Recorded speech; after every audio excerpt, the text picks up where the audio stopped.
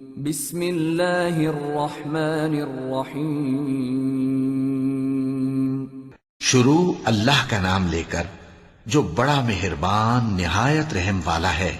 سب تعریف اللہ ہی کو ہے جس نے اپنے محبوب بندے محمد صلی اللہ علیہ وآلہ وسلم پر یہ کتاب نازل کی اور اس میں کسی طرح کی کجی اور پیچیدگی نہ رکھی بلکہ سیدھی اور سلیس اتاری تاکہ لوگوں کو عذاب سخت سے جو اس کی طرف سے آنے والا ہے ڈرائے اور مومنوں کو جو نیک عمل کرتے ہیں خوشخبری سنائے کہ ان کے لیے ان کے کاموں کا نیک بدلہ یعنی بہشت ہے جس میں وہ ہمیشہ رہیں گے، اور ان لوگوں کو بھی ڈرائے جو کہتے ہیں کہ اللہ نے کسی کو بیٹا بنا لیا ہے۔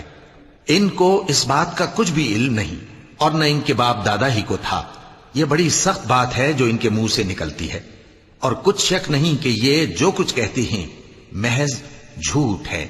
اے پیغمبر، اگر یہ اس کلام پر ایمان نہ لائیں تو شاید تم ان کے پیچھے رنج کر کر کے اپنے تئیں ہلاک کر دو گے۔ جو چیز زمین پر ہے ہم نے اس کو زمین کے لیے زینت بنایا ہے تاکہ لوگوں کی آزمائش کریں کہ ان میں کون اچھے عمل کرنے والا ہے، اور جو چیز زمین پر ہے ہم اس کو نابود کر کے بنجر میدان کر دیں گے۔ کیا تم خیال کرتے ہو کہ غار اور لوح والے ہماری نشانیوں میں سے عجیب تھے؟ جب وہ نوجوان غار میں جا رہے تو کہنے لگے کہ اے ہمارے پروردگار، ہم پر اپنے ہاں سے رحمت نازل فرما اور ہمارے کام میں درستی کے سامان مہیا کر۔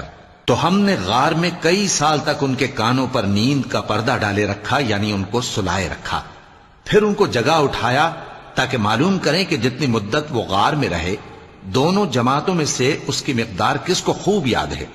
ہم ان کے حالات تم سے صحیح صحیح بیان کرتے ہیں۔ وہ کئی نوجوان تھے جو اپنے پروردگار پر ایمان لائے تھے، اور ہم نے ان کو اور زیادہ ہدایت دی تھی اور ان کے دلوں کو مربوط یعنی مضبوط کر دیا۔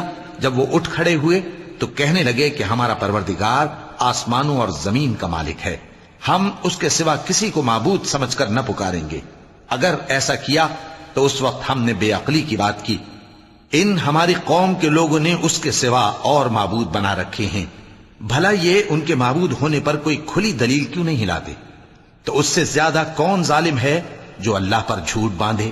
اور جب تم نے ان مشرکوں سے اور جن کی یہ اللہ کے سوا عبادت کرتے ہیں ان سے کنارہ کر لیا ہے تو غار میں چل رہو، تمہارا پروردگار تمہارے لیے اپنی رحمت وسیع کر دے گا اور تمہارے کاموں میں آسانی کے سامان مہیا کرے گا۔ اور جب سورج نکلے تو تم دیکھو کہ دھوپ ان کے غار سے داہنی طرف سمٹ جائے، اور جب غروب ہو تو ان سے بائیں طرف کترا جائے، اور وہ اس غار کے کشادہ حصے میں تھے۔ یہ اللہ کی نشانیوں میں سے ہیں، جس کو اللہ ہدایت دے وہ ہدایت یاب ہے، اور جس کو گمراہ رہنے دے تو تم اس کے لیے کوئی دوست راہ بتانے والا نہ پاؤ گے۔ اور تم ان کے متعلق خیال کرو کہ وہ جاگ رہے ہیں حالانکہ وہ سوتے ہیں، اور ہم ان کو دائیں اور بائیں کروٹ بدلاتے تھے، اور ان کا کتا چوکھٹ پر دونوں ہاتھ پھیلائے ہوئے تھا۔ اگر تم ان کو جھانک کر دیکھتے تو پیٹ پھیر کر بھاگ جاتے اور ان سے دہشت میں آ جاتے۔ اور اسی طرح ہم نے ان کو اٹھایا تاکہ آپس میں ایک دوسرے سے دریافت کریں۔ ایک کہنے والے نے کہا کہ تم یہاں کتنی مدت رہے؟ انہوں نے کہا کہ 1 دن یا اس سے بھی کم۔ انہوں نے کہا کہ جتنی مدت تم رہے ہو تمہارا پروردگار ہی اس کو خوب جانتا ہے، تو اپنے میں سے کسی کو یہ روپیہ دے کر شہر بھیجو، وہ دیکھے کہ نفیس کھانا کون سا ہے تو اس میں سے کھانا لے آئے، اور احتیاط سے آئے جائے اور تمہارا حال کسی کو نہ بتائے۔ اگر وہ تم پر دسترس پا لیں گے تو تمہیں سنسار کر دیں گے یا پھر اپنے مذہب میں داخل کر لیں گے، اور اس وقت تم کبھی فلاح نہیں پاؤ گے۔ اور اسی طرح ہم نے لوگوں کو ان کے حال سے خبردار کر دیا تاکہ وہ جانیں کہ اللہ کا وعدہ سچا ہے، اور یہ کہ قیامت جس کا وعدہ کیا جاتا ہے اس میں کچھ شک نہیں۔ اس وقت لوگ ان کے بارے میں باہم جھگڑنے لگے اور کہنے لگے کہ ان کے غار پر عمارت بنا دو۔ ان کا پروردگار ان کے حال سے خوب واقف ہے۔ جو لوگ ان کے معاملے میں غلبہ رکھتے تھے وہ کہنے لگے کہ ہم ان کے غار پر مسجد بنائیں گے۔ بعض لوگ اٹکل پچو کہیں گے کہ وہ 3 تھے اور چوتھا ان کا کتا تھا، اور بعض کہیں گے کہ وہ 5 تھے اور چھٹا ان کا کتا تھا، اور بعض کہیں گے کہ وہ 7 تھے اور 8واں ان کا کتا تھا۔ کہہ دو کہ میرا پروردگار ہی ان کے شمار سے خوب واقف ہے، ان کو جانتے بھی ہیں تو تھوڑے ہی لوگ جانتے ہیں۔ تو تم ان کے معاملے میں بحث نہ کرنا مگر سرسری سی بحث، اور نہ ان کے بارے میں ان میں سے کسی سے کچھ دریافت ہی کرنا۔ اور کسی کام کی نسبت نہ کہنا کہ میں اسے کل کر دوں گا، مگر انشاءاللہ کہہ کر، یعنی اگر اللہ چاہے تو کر دوں گا۔ اور جب اللہ کا نام لینا بھول جاؤ تو یاد آنے پر لے لو، اور کہہ دو کہ امید ہے کہ میرا پروردگار مجھے اس سے بھی زیادہ ہدایت کی باتیں بتائے۔ اور اصحاب کہف اپنے غار میں 9 اوپر 300 سال رہے۔ کہہ دو کہ جتنی مدت وہ رہے اسے اللہ ہی خوب جانتا ہے، اسی کو آسمانوں اور زمین کی پوشیدہ باتیں معلوم ہیں، وہ کیا خوب دیکھنے والا اور کیا خوب سننے والا ہے۔ اس کے سوا ان کا کوئی کارساز نہیں، اور نہ وہ اپنے حکم میں کسی کو شریک کرتا ہے۔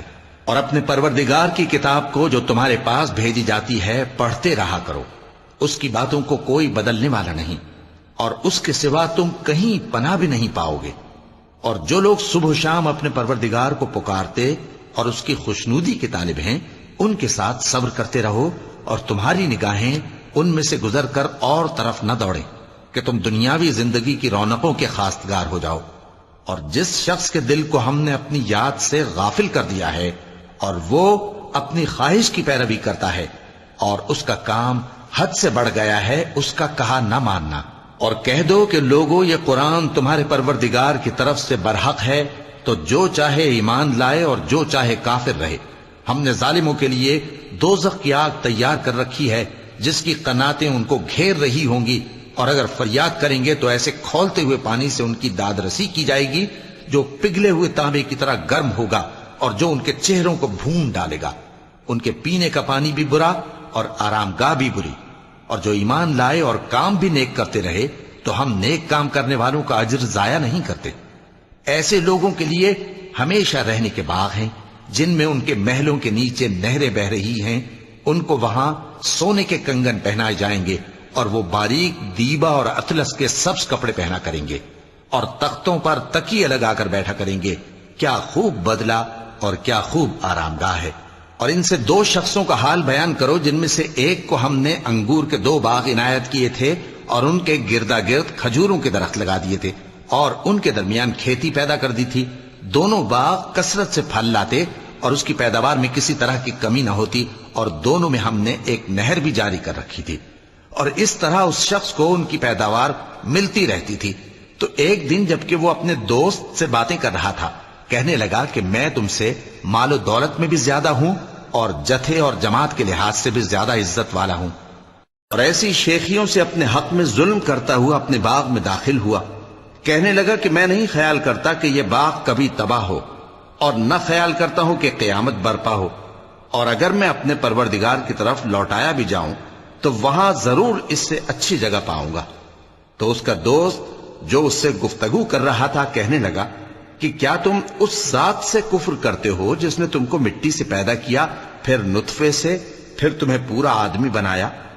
مگر میں تو یہ کہتا ہوں کہ اللہ ہی میرا پروردگار ہے، اور میں اپنے پروردگار کے ساتھ کسی کو شریک نہیں کرتا۔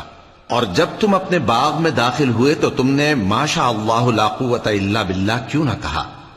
اگر تم مجھے مال و اولاد میں اپنے سے کمتر دیکھتے ہو تو عجب نہیں کہ میرا پروردگار مجھے تمہارے باغ سے بہتر عطا فرمائے، اور تمہارے اس باغ پر آسمان سے آفت بھیج دے تو وہ صاف میدان ہو جائے، یا اس باغ کی نہر کا پانی گہرائی میں اتر جائے تو پھر تم اسے تلاش نہ کر سکو، اور اس کے میووں کو عذاب نے آ گھیرا اور وہ اپنی چھتریوں پر گر کر رہ گیا، تو جو مال اس نے اس پر خرچ کیا تھا اس پر حسرت سے ہاتھ ملنے لگا اور کہنے لگا کہ کاش میں اپنے پروردگار کے ساتھ کسی کو شریک نہ بناتا۔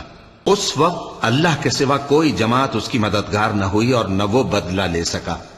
یہاں سے ثابت ہوا کہ حکومت سب اللہ کی ہے، جو معبود برحق ہے وہی بہترین ثواب عطا کرنے والا اور بہترین انجام لانے والا ہے۔ اور ان سے دنیا کی زندگی کی مثال بھی بیان کر دو کہ وہ ایسی ہے جیسے پانی جسے ہم نے آسمان سے برسایا تو اس کے ساتھ زمین کی پیداوار مل کر نکلی، پھر وہ چورا چورا ہو گئی کہ ہوائیں اسے اڑاتی پھرتی ہیں، اور اللہ تو ہر چیز پر قدرت رکھتا ہے۔ مال اور بیٹے تو دنیا کی زندگی کی رونق و زینت ہیں، اور نیکیاں جو باقی رہنے والی ہیں وہ ثواب کے لحاظ سے تمہارے پروردگار کے ہاں بہت اچھی اور امید کے لحاظ سے بہت بہتر ہیں۔ اور جس دن ہم پہاڑوں کو چلائیں گے اور تم زمین کو صاف میدان دیکھو گے اور ان لوگوں کو ہم جمع کر لیں گے تو ان میں سے کسی کو بھی نہیں چھوڑیں گے، اور سب تمہارے پروردگار کے سامنے صف باندھ کر لائے جائیں گے۔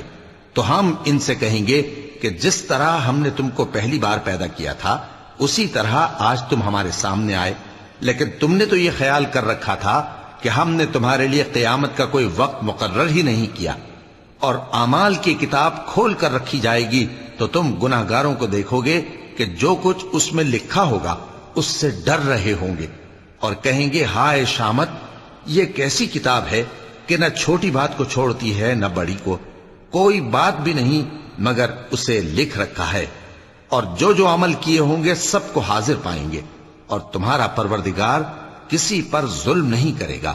اور جب ہم نے فرشتوں کو حکم دیا کہ آدم کو سجدہ کرو تو سب نے سجدہ کیا مگر ابلیس نے نہ کیا، وہ جنات میں سے تھا تو اپنے پروردگار کے حکم سے باہر ہو گیا۔ کیا تم اس کو اور اس کی اولاد کو میرے سوا دوست بناتے ہو، حالانکہ وہ تمہارے دشمن ہیں، اور شیطان کی دوستی ظالموں کے لیے اللہ کی دوستی کا برا بدل ہے۔ میں نے ان کو نہ تو آسمانوں اور زمین کے پیدا کرنے کے وقت بلایا تھا اور نہ خود ان کے پیدا کرنے کے وقت، اور میں ایسا نہ تھا کہ گمراہ کرنے والوں کو مددگار بناتا۔ اور جس دن اللہ فرمائے گا کہ اب میرے شریکوں کو جن کی نسبت تم معبود ہونے کا گمان رکھتے تھے بلاؤ، تو وہ ان کو بلائیں گے مگر وہ ان کو کچھ جواب نہ دیں گے، اور ہم ان کے درمیان ہلاکت کی ایک جگہ بنا دیں گے، اور گناہگار لوگ دوزخ کو دیکھیں گے تو یقین کر لیں گے کہ وہ اس میں پڑنے والے ہیں، اور اس سے بچنے کا کوئی رستہ نہ پائیں گے۔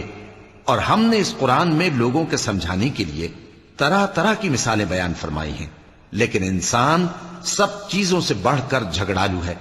اور لوگوں کے پاس جب ہدایت آ گئی تو ان کو کس چیز نے منع کیا کہ ایمان لائیں اور اپنے پروردگار سے بخشش مانگیں، بجز اس کے کہ اس بات کے منتظر ہوں کہ انہیں بھی پہلوں کا سا معاملہ پیش آئے یا ان پر عذاب سامنے سے آ جائے۔ اور ہم جو پیغمبروں کو بھیجا کرتے ہیں تو صرف اس لیے کہ لوگوں کو اللہ کی نعمتوں کی خوشخبریاں سنائیں اور عذاب سے ڈرائیں، اور جو کافر ہیں وہ باطل کی مدد سے جھگڑا کرتے ہیں تاکہ اس سے حق کو پھسلا دیں، اور انہوں نے ہماری آیتوں کو اور جس چیز سے ان کو ڈرایا جاتا ہے اسے ہنسی بنا لیا ہے۔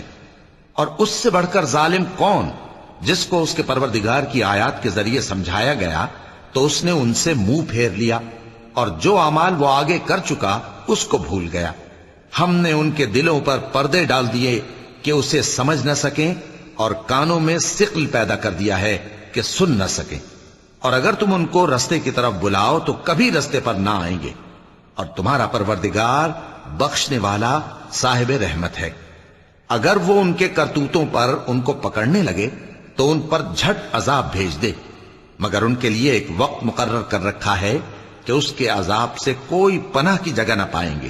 اور یہ بستیاں جو ویران پڑی ہیں، جب انہوں نے کفر کر کے ظلم کیا تو ہم نے ان کو تباہ کر دیا، اور ان کی تباہی کے لیے ایک وقت مقرر کر دیا تھا۔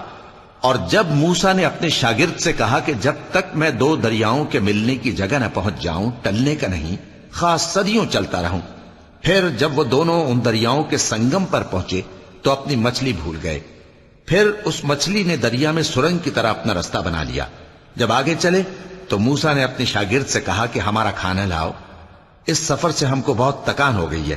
اس نے کہا کہ بھلا آپ نے دیکھا کہ جب ہم نے اس چٹان کے پاس آرام کیا تھا تو میں مچھلی وہیں بھول گیا، اور مجھے آپ سے اس کا ذکر کرنا شیطان نے بھلا دیا، اور اس مچھلی نے عجیب طرح سے دریا میں اپنا رستہ بنایا۔ موسیٰ نے کہا یہی تو وہ مقام ہے جسے ہم تلاش کرتے تھے، تو وہ اپنے پاؤں کے نشان دیکھتے دیکھتے لوٹ گئے۔ وہاں انہوں نے ہمارے بندوں میں سے ایک بندہ دیکھا جس کو ہم نے اپنے ہاتھ سے رحمت خاص سے نوازا تھا اور اپنے پاس سے ایک خاص علم بخشا تھا۔ موسیٰ نے ان سے جن کا نام خضر تھا کہا کہ جو علم اللہ کی طرف سے آپ کو سکھایا گیا ہے، اگر آپ اس میں سے مجھے کچھ بھلائی کی باتیں سکھائیں تو میں آپ کے ساتھ رہوں۔ خضر نے کہا کہ تم میرے ساتھ رہ کر صبر نہیں کر سکو گے، اور جس بات کی تمہیں خبر ہی نہیں اس پر صبر کر بھی کیسے سکتے ہو؟ موسیٰ نے کہا اللہ نے چاہا تو آپ مجھے صابر پائیے گا، اور میں آپ کے ارشاد کے خلاف نہیں کروں گا۔ خضر نے کہا اگر تم میرے ساتھ رہنا چاہو تو شرط یہ ہے مجھ سے کوئی بات نہ پوچھنا، جب تک میں خود اس کا ذکر تم سے نہ کروں۔ تو دونوں چل پڑے، یہاں تک کہ جب کشتی میں سوار ہوئے تو خضر نے کشتی کو پھاڑ ڈالا۔ موسیٰ نے کہا، کیا آپ نے اس کو اس لیے پھاڑا ہے کہ سواروں کو غرق کر دی؟ یہ تو آپ نے بڑی عجیب بات کی۔ خضر نے کہا، کیا میں نے نہیں کہا تھا کہ تم میرے ساتھ صبر نہ کر سکو گے؟ موسیٰ نے کہا کہ جو بھول مجھ سے ہوئی اس پر مواخذہ نہ کیجیے اور میرے معاملے میں مجھ پر مشکل نہ ڈالیے۔ پھر دونوں چلے، یہاں تک کہ رستے میں ایک لڑکا ملا تو خضر نے اسے مار ڈالا۔ موسیٰ نے کہا کہ آپ نے ایک بے گناہ شخص کو ناحق بغیر قصاص کے مار ڈالا، یہ تو آپ نے بری بات کی۔ خضر نے کہا، کیا میں نے نہیں کہا تھا کہ تم سے میرے ساتھ صبر نہیں ہو سکے گا؟ انہوں نے کہا کہ اگر میں اس کے بعد پھر کوئی بات پوچھوں یعنی اعتراض کروں تو مجھے اپنے ساتھ نہ رکھیے گا کہ آپ میری طرف سے عذر کے قبول کرنے میں حد کو پہنچ گئے ہیں۔ پھر دونوں چلے، یہاں تک کہ گاؤں والوں کے پاس پہنچے اور ان سے کھانا طلب کیا۔ انہوں نے ان کی ضیافت کرنے سے انکار کیا۔ پھر انہوں نے وہاں ایک دیوار دیکھی جو گرا چاہتی تھی تو خضر نے اس کو سیدھا کر دیا۔ موسیٰ نے کہا کہ اگر آپ چاہتے تو ان سے اس کا معاوضہ لے لیتے تاکہ کھانے کا کام چلتا۔ خضر نے کہا کہ اب مجھ میں اور تم میں علیحدگی، مگر جن باتوں پر تم صبر نہ کر سکے میں ان کا تمہیں بھید بتائے دیتا ہوں کہ وہ جو کشتی تھی غریب لوگوں کی تھی جو دریا میں محنت کر کے یعنی کشتیاں چلا کر گزارا کرتے تھے، اور ان کے سامنے کی طرف ایک بادشاہ تھا جو ہر اچھی کشتی کو زبردستی چھین لیتا تھا۔ تو میں نے چاہا کہ اسے عیبدار کر دوں تاکہ وہ اسے غصب نہ کر سکے۔ اور وہ جو لڑکا تھا اس کے ماں باپ دونوں مومن تھے۔ ہمیں اندیشہ ہوا کہ وہ بڑا ہو کر بد کردار ہوگا تو کہیں ان کو سرکشی اور کفر میں نہ پھنسا دے، تو ہم نے چاہا کہ ان کا پروردگار اس کی جگہ ان کو اور بچہ عطا فرمائے جو اخلاقی پاکیزگی میں بہتر اور محبت میں زیادہ قریب ہو۔ اور وہ جو دیوار تھی سو 2 یتیم لڑکوں کی تھی جو شہر میں رہتے تھے، اور اس کے نیچے ان کا خزانہ دفن تھا، اور ان کا باپ ایک نیک آدمی تھا۔ تو تمہارے پروردگار نے چاہا کہ وہ اپنی جوانی کو پہنچ جائیں اور پھر اپنا خزانہ نکالے۔ یہ تمہارے پروردگار کی مہربانی ہے، اور یہ کام میں نے اپنی طرف سے نہیں کیے، یہ ان باتوں کی حقیقت ہے جن پر تم صبر نہ کر سکے۔ اور تم سے ذوالقرنین کے بارے میں دریافت کرتے ہیں، کہہ دو کہ میں اس کا کسی قدر حال تمہیں پڑھ کر سناتا ہوں۔ ہم نے اس کو زمین میں بڑا اقتدار دیا تھا اور ہر طرح کا سامان اس کو عطا کیا تھا۔ تو اس نے ایک سفر کا سامان کیا، یہاں تک کہ جب سورج کے غروب ہونے کی جگہ پہنچا تو اسے ایسا پایا کہ ایک کیچڑ والے چشمے میں ڈوب رہا ہے، اور اس چشمے کے پاس ایک قوم دیکھی۔ ہم نے کہا، ذوالقرنین تم ان کو خواہ تکلیف دو خواہ ان کے بارے میں بھلائی اختیار کرو، دونوں باتوں کی تم کو قدرت ہے۔ ذوالقرنین نے کہا کہ جو کفر و بد کرداری سے ظلم کرے گا اسے ہم سزا دیں گے، پھر وہ اپنے پروردگار کی طرف لوٹایا جائے گا تو وہ بھی اسے بڑا عذاب دے گا، اور جو ایمان لائے گا اور عمل نیک کرے گا اس کے لیے بہت اچھا بدلہ ہے، اور ہم اپنے معاملے میں اس سے نرم بات کہیں گے۔ پھر اس نے ایک اور سامان سفر کیا، یہاں تک کہ سورج کے طلوع ہونے کے مقام پر پہنچا تو دیکھا کہ وہ ایسے لوگوں پر طلوع ہوتا ہے جن کے لیے ہم نے دھوپ سے بچاؤ کی کوئی اوٹ نہیں بنائی تھی۔ حقیقت یوں ہی تھی، اور جو کچھ اس کے پاس تھا ہم کو سب کی خبر تھی۔ پھر اس نے ایک اور سفر کا سامان کیا، یہاں تک کہ 2 اونچے سیدھے پہاڑوں کے درمیان پہنچا تو دیکھا کہ ان کے اس طرف کچھ لوگ ہیں کہ بات کو سمجھ نہیں سکتے۔ ان لوگوں نے کہا کہ اے ذوالقرنین، یاجوج اور ماجوج اس علاقے میں فساد کرتے رہتے ہیں، بھلا ہم آپ کے لیے خرچ کا انتظام کر دیں کہ آپ ہمارے اور ان کے درمیان ایک دیوار کھینچ دیں۔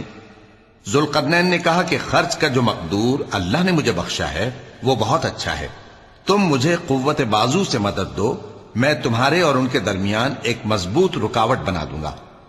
تم لوہے کے بڑے بڑے تختے میرے پاس لاؤ۔ چنانچہ کام جاری کر دیا گیا، یہاں تک کہ جب اس نے دونوں پہاڑوں کے درمیان کا حصہ برابر کر دیا اور کہا کہ اب اسے دھوکو، یہاں تک کہ جب اس کو دھونک دھونک کر آگ کر دیا تو کہا کہ اب میرے پاس تانبا لاؤ کہ اس پر پگھلا کر ڈال دوں۔ پھر ان میں یہ قدرت نہ رہی کہ اس پر چڑھ سکیں، اور نہ یہ طاقت رہی کہ اس میں نقب لگا سکیں۔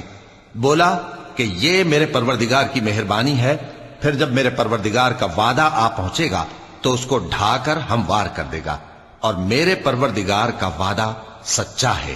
اس روز ہم ان کو چھوڑ دیں گے کہ روئے زمین پر پھیل کر ایک دوسرے میں گھس جائیں گے، اور سور پھونکا جائے گا تو ہم سب کو جمع کر لیں گے، اور اس روز ہم جہنم کو کافروں کے سامنے لائیں گے، جن کی آنکھیں میری یاد سے پردے میں تھیں اور وہ سننے کی طاقت نہیں رکھتے تھے۔ اب کیا کافر یہ خیال کرتے ہیں کہ وہ میرے بندوں کو میرے سوا اپنا کارساز بنائیں گے تو میں خفا نہیں ہوں گا؟ ہم نے ایسے کافروں کے لیے جہنم کی مہمانی تیار کر رکھی ہے۔ کہہ دو کہ ہم تمہیں ایسے لوگ بتائیں جو اعمال کے لحاظ سے بڑے نقصان میں ہیں۔ یہ وہ لوگ ہیں جن کی دوڑ دھوپ دنیا کی زندگی میں برباد ہو گئی، اور وہ یہ سمجھے ہوئے ہیں کہ وہ اچھے کام کر رہے ہیں۔ یہ وہ لوگ ہیں جنہوں نے اپنے پروردگار کی آیتوں کو نہ مانا اور اس کے سامنے جانے سے انکار کیا، تو ان کے اعمال ضائع ہو گئے، سو ہم قیامت کے دن ان کے لیے کچھ بھی وزن قائم نہیں کریں گے۔ یہ ان کی سزا ہے، یعنی جہنم، اس لیے کہ انہوں نے کفر کیا اور ہماری آیتوں اور ہمارے پیغمبروں کی ہنسی اڑائی۔ جو لوگ ایمان لائے اور عمل نیک کیے ان کے لیے بہشت کے باغ بطور مہمانی ہوں گے، ہمیشہ ان میں رہیں گے اور وہاں سے مکان بدلنا نہ چاہیں گے۔ کہہ دو کہ اگر سمندر میرے پروردگار کی باتوں کے لکھنے کے لیے روشنائی ہو تو قبل اس کے کہ میرے پروردگار کی باتیں تمام ہوں سمندر ختم ہو جائے، اگرچہ ہم ویسا ہی اور اس کی مدد کو لائیں۔ کہہ دو کہ میں تمہاری طرح کا ایک بشر ہوں، البتہ میری طرف وہی آتی ہے کہ تمہارا معبود وہی ایک معبود ہے۔ تو جو شخص اپنے پروردگار سے ملنے کی امید رکھے چاہیے کہ عمل نیک کرے اور اپنے پروردگار کی عبادت میں کسی کو شریک نہ بنائے۔ صدق اللہ العظیم۔